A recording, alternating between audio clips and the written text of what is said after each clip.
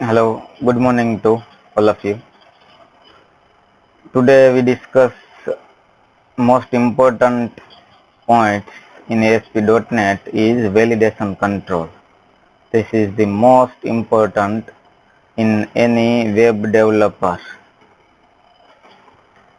So, what is the validation control? How to use and where used validation control? ક્યાં use કરાય, કેવી રીતે use કરાય એના વિશે આપણે ચર્ચા કરીએ. તો એના વિશે પહેલા તો બહુ જ અગત્યનો છે ને એક્ઝામમાં ફરજિયાત આ ક્વેશ્ચન પૂછાય જ.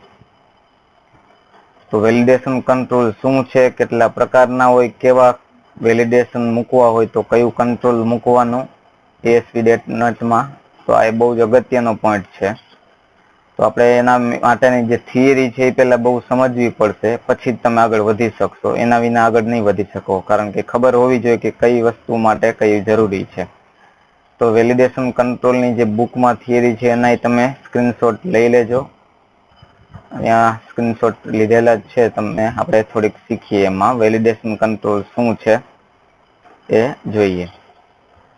તો વેલિડેશન કંટ્રોલ ફોર્મ ઉપર તમારે વેલિડેશન કરવું છે. Form validation is one of the most important activity of any website developing.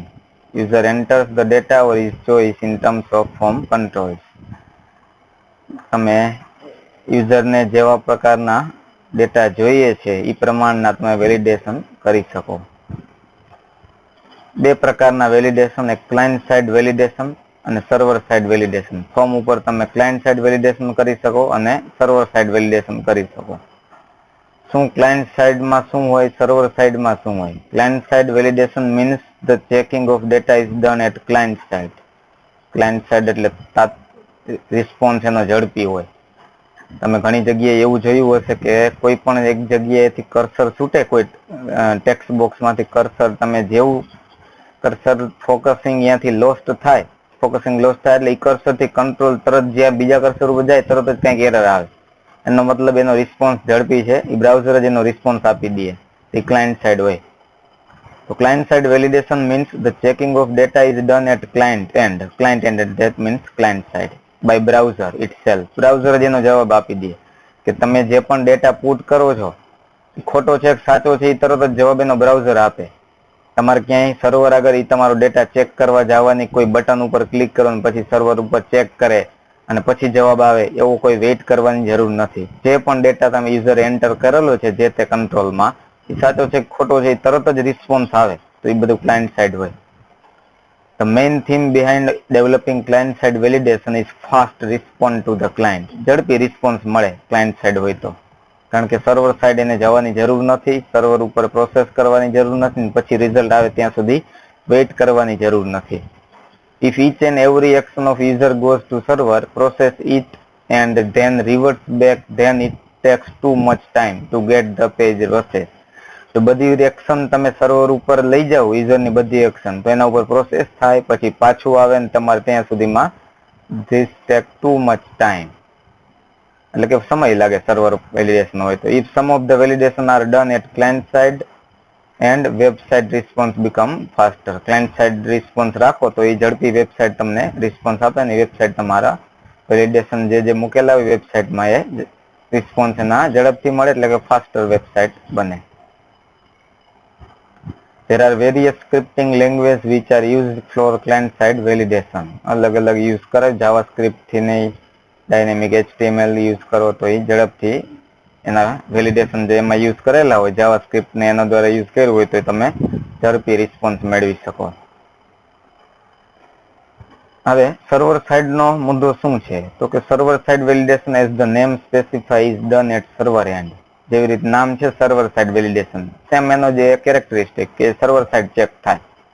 Even though the data is checked at client end, it must be checked at server side. Client side check થાય, server side check થાય.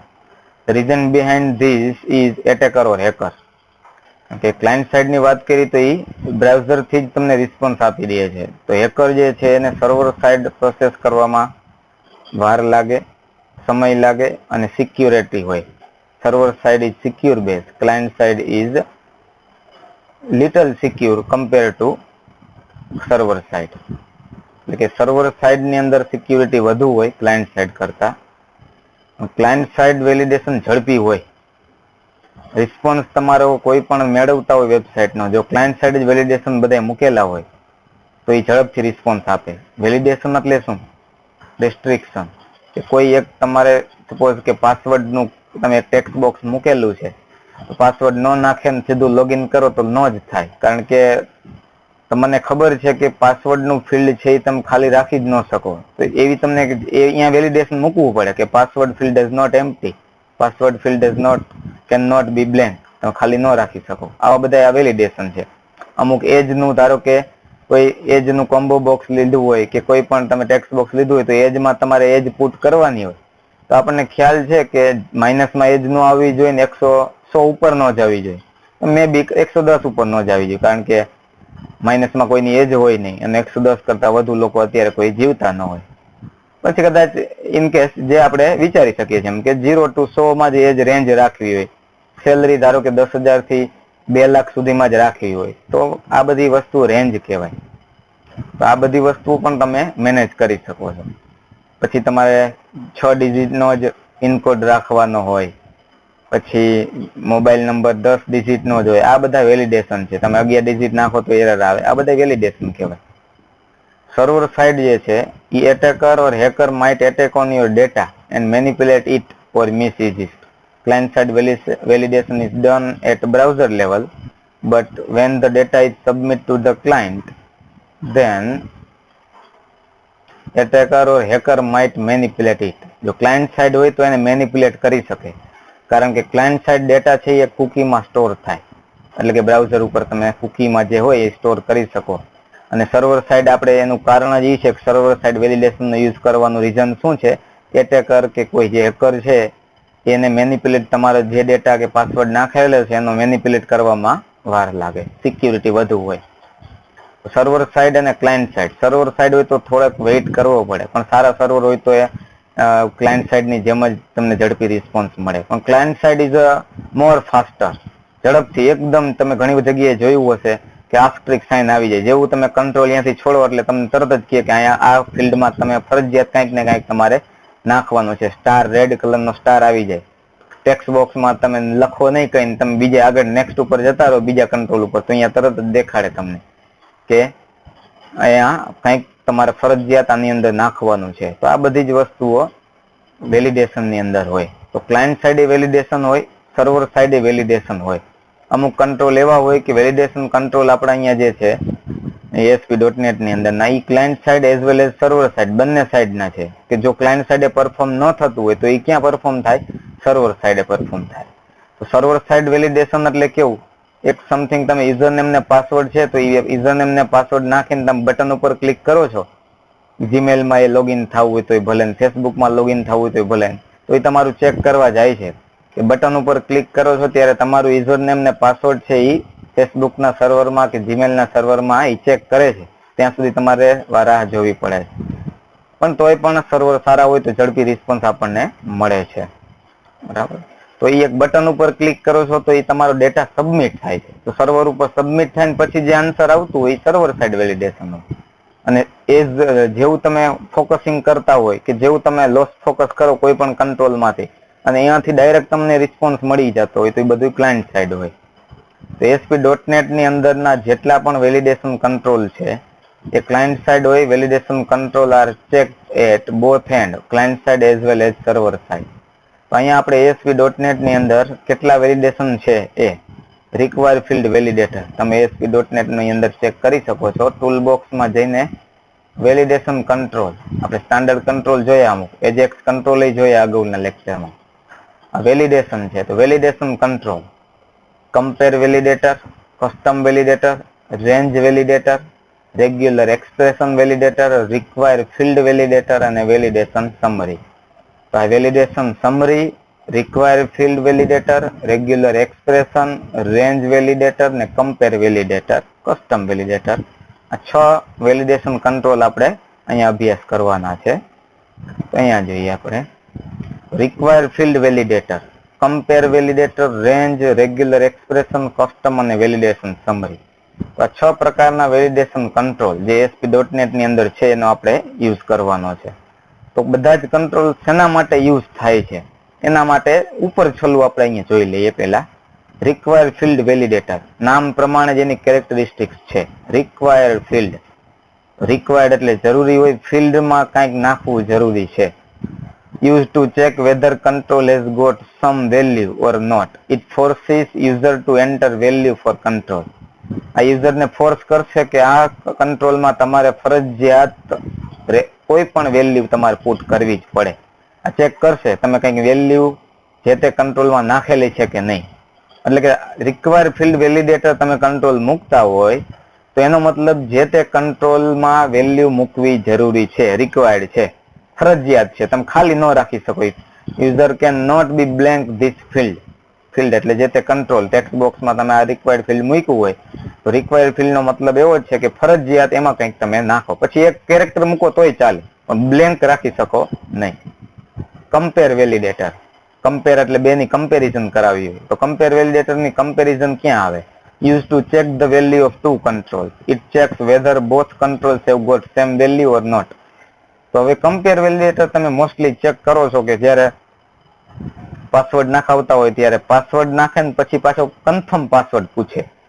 એક વખત password નાખેલો હોય ને વળી પાછો confirm બીજા text બોક્સમાં કન્ફર્મ પાસવર્ડ હોય, એ બે ચેક કરાવવાનું. પાસવર્ડ અને કન્ફર્મ પાસવર્ડ સેમ છે કે ડિફરન્ટ છે. જો ડિફરન્ટ હોય તો મિસમેચ છે, ખોટું છે. તો કમ્પેર વેલિડેટર દ્વારા તમે બે કંટ્રોલને, પાસવર્ડ અને કમ્પેર વેલિડેટર, કન્ફર્મ પાસવર્ડ, આ બે કંટ્રોલને તમે ચેક કરાવી શકો. તમને એક ખબર પડી જાય નામ ઉપરથી ક્યાં કમ્પેરિઝન કરાવવાની જરૂર પડતી હોય. Range validator, use to check whether controls value is within the specified range. તમે રેન્જ નાખેલી હોય 0 થી 100, તો હવે જ્યારે યુઝર ઇનપુટ કરશે 110 તો તમારી રેન્જમાં આવે છે કે નહીં એ ચેક કરવા માટે રેન્જ વેલિડેટર. અગાઉ એક્ઝામ્પલ આપ્યું કંઈક આપણે એજનું, સેલરીનું. સેલરી 10,000 થી 2 લાખ રાખવી હોય તો 5,000 નાખવું તોય ન ચાલે, અને 2 લાખ ને 1 રૂપિયો ઉપર મુકાવી તોય ન ચાલે. તો એ જે તમે સ્પેસિફાઈડ કરેલું છે એની અંદર જ આવે છે કે નહીં. Regular expression, is to check controls value against some specified expression. તમે જે એક્સપ્રેશન આપો છો તો કેવા કેવા એક્સપ્રેશન? અમુક વર્ડ આવવા જોઈએ, અમુક ડિજિટ આવવા જોઈએ, અમુક લેટર આવવા જોઈએ, આના પછી પ્લસની સાઇન જ આવી જોઈએ, આના પછી @ જ આવવું જોઈએ.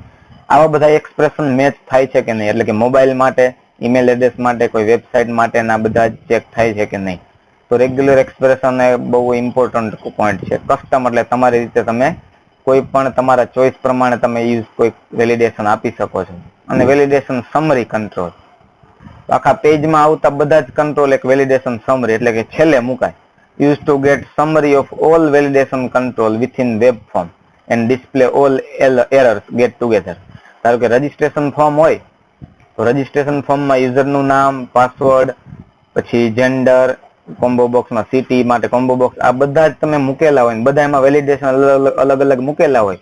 એકમાં કમ્પેર મૂક્યું છે, રિક્વાયર મૂક્યું છે, રેન્જ મૂક્યું છે, રેગ્યુલર એક્સપ્રેશન મૂક્યું છે મોબાઈલ માટે, અને છેલ્લે એક નીચે વેલિડેશન સમરી મૂક્યું છે. ઉપર જેટલી એરર આવે છે બધામાં એ બધી જ એરર તમારે વેલિડેશન સમરી કંટ્રોલમાં આવે.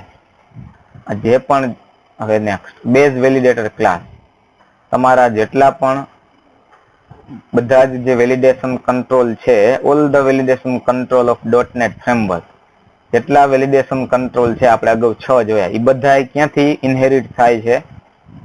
બેઝ વેલિડેટર ક્લાસમાંથી. આ યાદ રાખજો, ઓબ્જેક્ટિવમાં પૂછાયો ક્વેશ્ચન છે બેઝ વેલિડેટર ક્લાસ.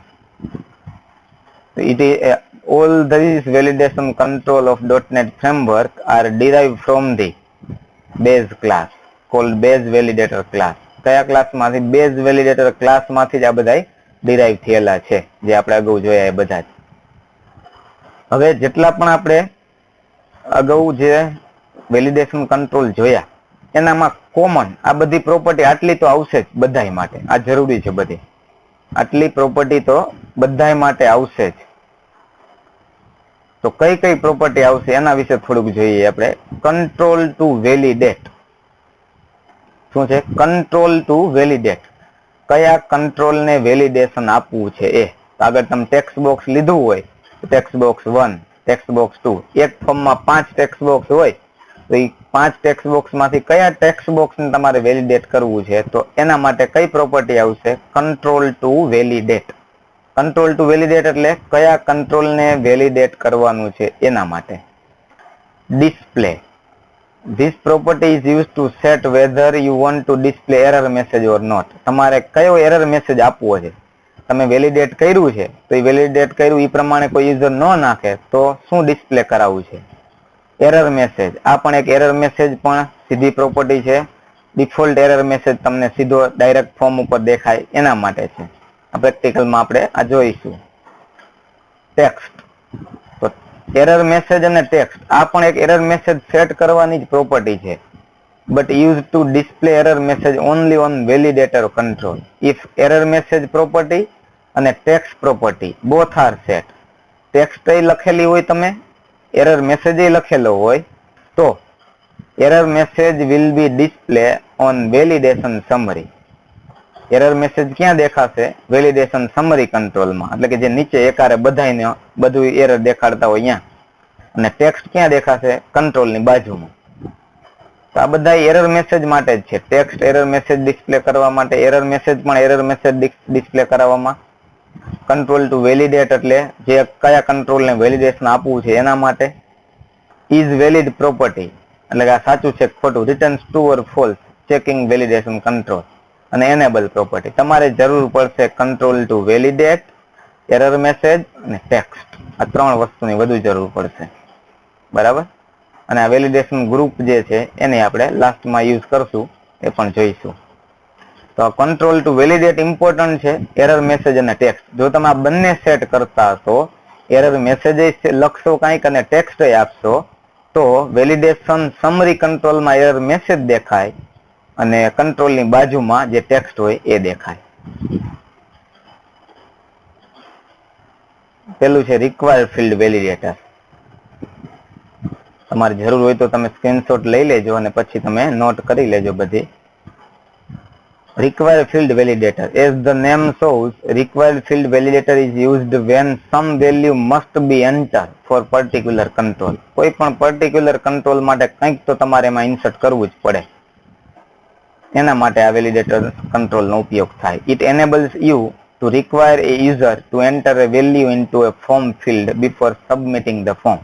તમે કોઈ પણ બટન ઉપર ક્લિક કરો એના પહેલા એ ચેક કરશે કે આ ફિલ્ડ ખાલી છે કે કંઈક તમે અહીંયા ઇન્સર્ટ કરેલું છે. એક્ઝામ્પલ આપેલું છે, user name or password can not be blank. User નેમમાં ખાલી નલ યુઝર નેમ ન હોય, કોઈ પાસવર્ડ પણ કોઈનું બ્લેન્ક ન હોય, તો અહીંયા તમારે આ રિક્વાયર્ડ ફિલ્ડની જરૂર પડે. City name must be selected from drop down. City none હોય, કોઈનું એવું ન હોય, કંઈક તો સિલેક્ટ કરવાનું હોય. File must be selected using file upload control. File upload કંટ્રોલમાંથી કોઈ ફાઇલ સિલેક્ટ કરવાની હોય. તો આ બધી જગ્યાએ તમારે શું મૂકી શકો? તમે રિક્વાયર્ડ ફિલ્ડ વેલિડેશન વાપરી શકો. Compare validator. તો કમ્પેર ક્યાં છે? તો કમ્પેર કરાવવું હોય બેનામાં.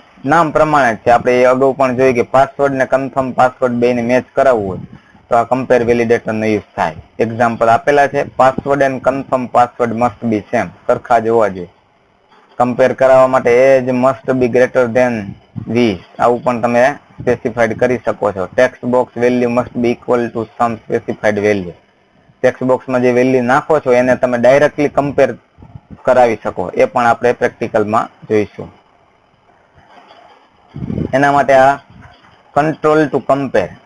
આ કમ્પેર વેલિડેટર કંટ્રોલ જે છે, કમ્પેર વેલિડેટર કંટ્રોલ, એના માટેની આ પ્રોપર્ટી છે વધારાની. તો કોની સાથે કમ્પેર કરાવવાનું છે? Control two compare. અગાઉ આપણે એવી પ્રોપર્ટી જોઈ હતી કે જે બધા જ વેલિડેશન કંટ્રોલમાં આવે. કંટ્રોલ ટુ વેલિડેટ, ટેક્સ્ટ અને એરર મેસેજ આ બધામાં આવશે જ. આ વધારાની છે. કંટ્રોલ ટુ કમ્પેર એટલે કયા કંટ્રોલ સાથે કમ્પેર કરાવવાનું છે. ટેક્સ્ટ બોક્સ 1 ને ટેક્સ્ટ બોક્સ 2 હોય, એક યુઝર નેમ નું ટેક્સ્ટ બોક્સ 1, એક પાસવર્ડ નું ટેક્સ્ટ બોક્સ 2 અને કન્ફર્મ પાસવર્ડ નું ટેક્સ્ટ બોક્સ 3. તો કંટ્રોલ ટુ કમ્પેર, તો કયા કંટ્રોલને કમ્પેર કરાવવાનું છે?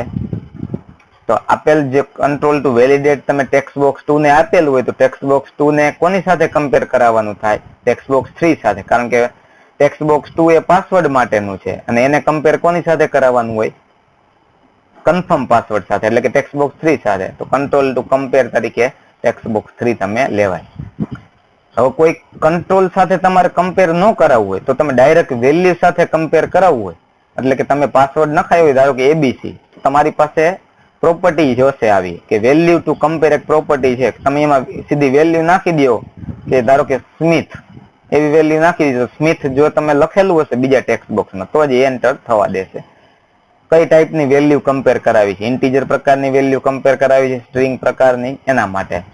અને ઓપરેટર છે એ ટાઈપ પ્રમાણે સ્પેસિફાઈડ કરી શકાય. રેન્જ, રેન્જનું નામ જોઈને આપણને ખ્યાલ આવી જાય. Input age within specified range, input price within a specific range, salary કે birth date within a range આમાં નાખવી જોઈએ. તો એજ નાખ્યું હોય તો મિનિમમ વેલ્યુ કેટલી, મેક્સિમમ વેલ્યુ કેટલી, કઈ ટાઈપની વેલ્યુ. અહીંયા ઇન્ટીજર નખાવતા હોય તો આમાં ઇન્ટીજર સ્પેસિફાઈડ કરો, અહીંયા ડેટ નખાવતા હોય તો આમાં ડેટ લખાવો, ટાઈપ તરીકે ડેટ લ્યો. બરાબર, કે ઇન્ટીજરમાં તો આપણે એજ જોઈએ તો ઇન્ટીજરમાં જોઈએ તો ટાઈપ તમારે ઇન્ટીજર જ રાખવાની હોય. તો minimum value 0, maximum value 100, type integer, આવું રાખી દે. આ વધારાની પ્રોપર્ટી છે રેન્જ વેલિડેટર માટે. Control to validate error message ને ટેક્સ્ટ એટલી તો આવવાની છે વધારાની. આ સેમ એઝ અહીંયા કમ્પેર વેલિડેટર માટે આ વધારાની છે, આગળની જે છે એ તો આવવાની જ છે. રેગ્યુલર એક્સપ્રેશન, આ બહુ અગત્યની છે. કોઈ એક્સપ્રેશન સાથે તમારે મેચ કરાવવું હોય, મોબાઈલ નંબર નાખો તો પ્લસ ની સાઇન આગળ આવવી જોઈએ, પછી 91 જ આવવા જોઈએ, ઇન્ડિયામાં નાખતા હોય પછી ડેશ જ આવવા જોઈએ, પછી તમારે 10 ડિજિટ નો નંબર આવવો જોઈએ, પિનકોડ કે જીપ કોડ 6 ડિજિટ નો જ આવવો જોઈએ, ઈમેલ એડ્રેસમાં પેલા કોઈ પણ વચ્ચે સ્પેસ ન આવવી જોઈએ, પછી @ ની સાઇન આવવી જોઈએ, પછી જીમેલ યાહુ કે એ જ નંબર આવવો જોઈએ, પછી ડોટ જ આવવો જોઈએ, પછી કોમ આવે. વેબ યુઆરએલ ચેક કરાવવું હોય, કોઈ ઇનપુટ નાખો તો યસ ઓર નો જ આવે છે કે મેલ ઓર ફિમેલ જ આવે છે, એના માટેના આ બધા જ કેરેક્ટર છે એ બહુ જ ઇમ્પોર્ટન્ટ રોલ ભજવે છે. આ શું શેના માટેનો કેરેક્ટર છે? સ્મોલ ડબલ હોય તો એની વર્ડ કેરેક્ટર, એમાં કેરેક્ટરમાં લેટર હોય, નંબર હોય કે અંડરસ્કોર હોય. /d હોય તો કોઈ પણ ડિજિટ, કેપિટલ ડી હોય તો કોઈ પણ ડિજિટ સિવાયનો. જો કેપિટલ છે એ એના ઊંધા છે, ઉલટા છે. સ્મોલ ડી હોય તો ડિજિટ દર્શાવે, કેપિટલ ડી હોય તો ડિજિટ સિવાયના કોઈ પણ કેરેક્ટર. એ જ રીતે સ્મોલ ડબલ્યુ છે /w, કોઈ પણ વર્ડ કેરેક્ટર, અને કેપિટલ ડબલ્યુ લખો તો વર્ડ કેરેક્ટર સિવાયનો કોઈ. /s white space character like tab or space, અને કેપિટલ S છે any non white space character. જો /s એટલે શું, તમે સ્પેસ કે ટેબ દબાવો તો એ સ્પેસમાં આવે, તમે સ્પેસ વચ્ચે પ્રેસ કરાવો કે ટેબ તો એ /s માં આવે, પણ એ ન જોઈતું હોય, તમારે સ્પેસ ક્યાંય જરૂર નથી તો કેપિટલ S લેવો પડે. આ ચોઈસ માટે છે, પાઇપ સાઇન કહેવાય. To specify one of the given choice, એટલે કે આના માટે જરૂર પડે આપણને yes or no, male or female. Square bracket, range માટે સ્ક્વેર બ્રેકેટ, એના સિવાયની રેન્જ એટલે આગળ આ નોટની સાઇન દર્શાવે, ઈ રેન્જમાં નથી તો આ. સ્ટાર એટલે 1 કે 1 કરતા વધુ, સોરી સ્ટાર એટલે 0 કે 0 કરતા વધુ, અને પ્લસ એટલે 1 કે 1 કરતા વધુ. આવા એક્ઝામ્પલ પણ સાથે સાથે જોઈએ આપણે. જો અહીંયા લખ્યું છે /w અને કરલી બ્રેસમાં 10 લખ્યા છે, ફિક્સ આપ્યા છે. એનો મતલબ તમે /w શેના માટે હતા કે એની વર્ડ કેરેક્ટર, એમાં લેટર હોઈ શકે, નંબર હોઈ શકે અને અંડરસ્કોર હોઈ શકે. તો 10 ડિજિટ, 10 આંકડા કે 10 કેરેક્ટર સુધી તમે ગમે એવું લખી શકો. 10 થી ઉપર ન જાય, 11 ન ચાલે, 9 ન ચાલે. allows only 10 characters which can be letters, numbers or underscore. આ રેન્જ આપી છે 5 થી 10, તો 5 થી 10 સુધીમાં ચાલે. 5 થી પછી અહીંયા નથી આપેલું તો 5 થી ગમે એટલા ચાલે. /d5 એટલે 5 જ ડિજિટ હોવા જોઈએ, ખાલી 5, 4 નો ચાલે ને 6 નો ચાલે. 5 થી 10 માં કોઈ પણ ચાલે, 5 કરતા ગમે એટલા ચાલે. આના મતલબ કાં તો સ્મોલ m હોય ને કેપિટલ M હોય, કેપિટલ F કે સ્મોલ f, આ ચાર માંથી કોઈ પણ એક જ ચાલે, એના સિવાયનું કઈ ન ચાલે. આ રેન્જ આપી છે સ્ક્વેર બ્રેકેટમાં કેપિટલ A થી D, તો એ કેપિટલ A થી D સિવાયના જ કેરેક્ટર ચાલે. અહીંયા 5 આપ્યા છે એટલે 5 કેરેક્ટર તમે લઈ શકો, A થી D સુધીના 5 કેરેક્ટર, A થી D સિવાયના 5 કેરેક્ટર ગમે એટલા લઈ શકો. જો આગળ નોટ છે, ધ્યાન રાખવાનું. 0 કે 0 કરતા વધુ ગમે એટલા લેવાય, A થી D ના સ્ટાર છે એટલે, પ્લસ છે એટલે ગમે એટલા લેવાય, પણ એક તો હોવો જ જોઈએ. /s એટલે ટેબ કે સ્પેસ સિવાયના ગમે એટલા 10 કે નોન વ્હાઇટ સ્પેસ કેરેક્ટર લેવાય. જો જીપ કોડ અહીંયા લખ્યા છે /d અને 6, આનો મતલબ ડિજિટ લેવાના 6 ડિજિટ. તો 6 ડિજિટ ગમે એવા તમે લઈ શકો. 6 ડિજિટ થી 7 નો ચાલે, 5 નો ચાલે. મોબાઈલ નંબર તો અહીંયા પ્લસ લખ્યું છે એટલે આગળ પ્લસ આવવું જોઈએ. પછી /D2 એટલે બે આંકડા ડિજિટમાં આવવા જોઈએ. પછી ડેશ, જો +91 આ બે ડિજિટ આવી ગયા. પછી ડેશ આવવો જોઈએ તો ડેશ લખો. પછી /D ફરી પાછા ડિજિટ લેવાના. કેટલા ડિજિટ લેવાના? 10 ડિજિટ જ આવવા જોઈએ. પાછળના 10 ડિજિટ. એ રીતે આ આપણે અલગ રીતે બનાવીશું, એ આપણે એક્ઝિક્યુટ કરીશું નેક્સ્ટ લેક્ચરમાં. બરાબર છે. તો હવે આપણે નેક્સ્ટ લેક્ચરમાં આ બધી જ વસ્તુ તમે યાદ રાખજો, એટલે રેગ્યુલર એક્સપ્રેશન કેવી રીતે યુઝ કરવા એ આપણને ખ્યાલ આવશે.